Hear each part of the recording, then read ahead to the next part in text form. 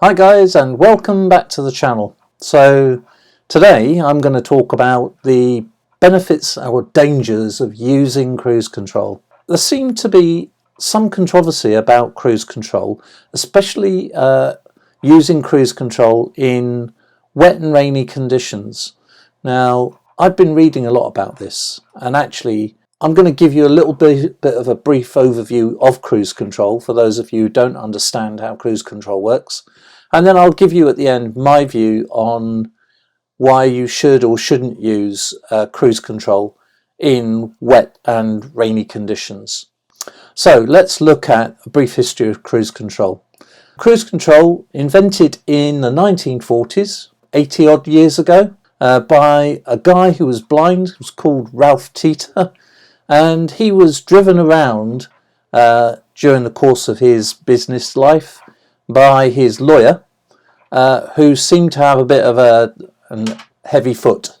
So Ralph got fed up of being sped up and slowed down, and it becomes an uncomfortable journey. So he set about inventing something that was called, not at the time, but what eventually turned out to be called cruise control. We didn't see the first commercially available cruise control system until 1958, and it was then introduced by Chrysler on some of their high-end models as an option, and like I say here, it was called Speedostat. Really good name, Speedostat. Sounds much better than cruise control. Anyway, over the years since then, cruise control's evolved from a luxury to pretty much a standard option that's included on all cars.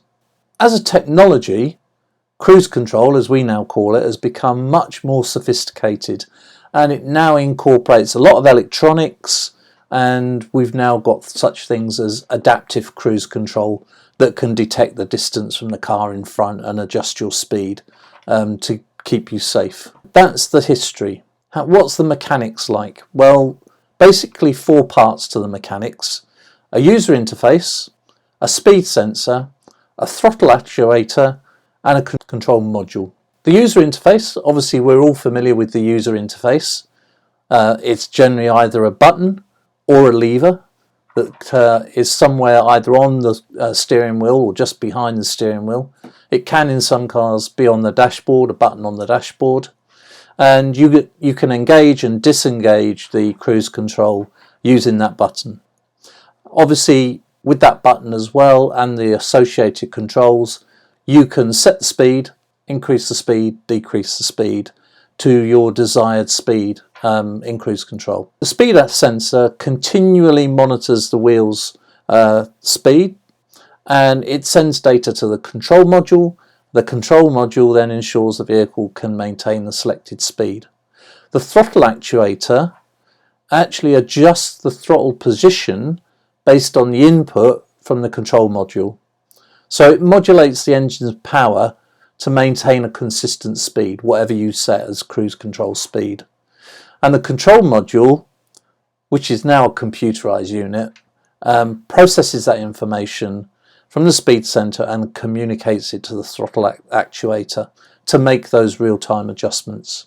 So what are the benefits of cruise control? Well, obviously it's maintaining a constant speed, preventing unnecessary acceleration and deceleration, and in theory this actually results in more significant fuel savings because you're not actually varying your speed greatly on long journeys primarily. In addition, if you're using cruise control, it can reduce the fatigue. Obviously on your foot, you don't have to have your foot on the accelerator, but you can then relax your legs but focus more on your steering and your situational awareness while you are travelling at that constant speed.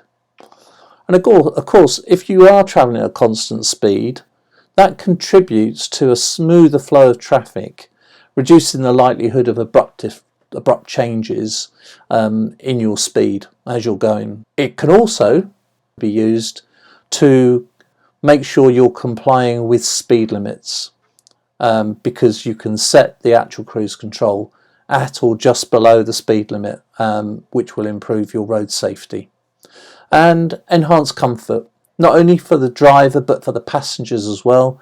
They don't have to experience this speed up and slow down the same that Tita did when he looked to before he actually invented cruise control. What things do we need to be aware of when using cruise control when it's wet and raining? Because that actually has a different impact. We all know that wet road surfaces reduce tyre traction, which means in turn it's going to take longer to stop the vehicle. Now, cruise control can then make it more challenging to respond quickly to any unexpected obstacles or hazards, changes in the road such as standing water, bends that come up that you're not aware of that are a bit tighter than you expected.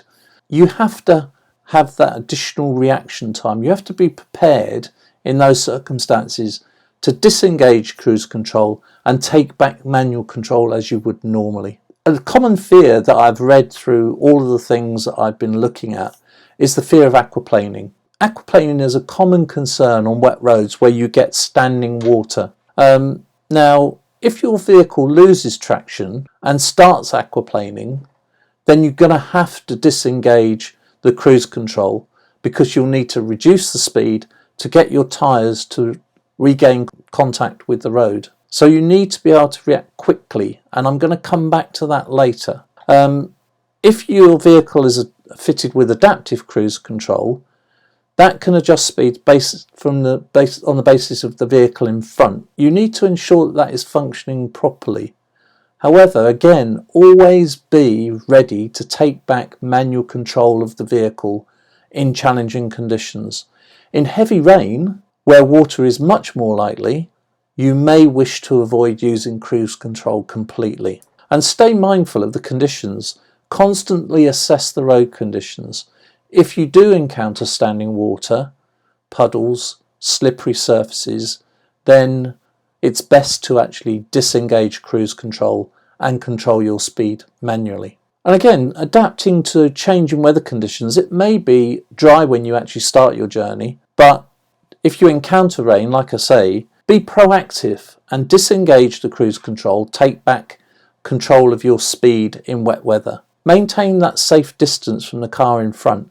That also provides you more time, more reaction time, and helps prevent sudden braking. Wet roads obviously can make bends more challenging. So if you are seeing these, then I would recommend that you disengage cruise control when approaching, and that will give you better control over the manoeuvre around those corners and to the changing road conditions that you might be encountering. And of course, you should always have your tyres in good condition. So regularly check your pressures and ensure that your tyres are in good condition with no bulges in the sidewalls or any other damage. Pay attention to weather forecasts as well, because that will give you an indication before you even start your journey about the types of road conditions that you might meet. And if adverse weather is predicted, which around this time of year, I'm recording this in February, we have warnings of, we've already had a lot of rain, we've had warnings now of ice and snow, so be prepared to drive without your cruise control. Now, cruise control on its own is not going to make you aquaplane on wet or flooded roads. But wet and flooded roads will actually reduce the traction of your tyres, which mean it will take you longer to reduce the speed in your vehicle and come to a stop if you need to. So the reason that I suggest you don't use cruise control in the rain and on wet roads is all to do with reaction time. It will take you longer to disengage cruise control and adjust your speed than it would if you were not using cruise control. In heavy rain, where standing water is more likely, it's advisable to avoid using cruise control altogether if you know you're going to come across that.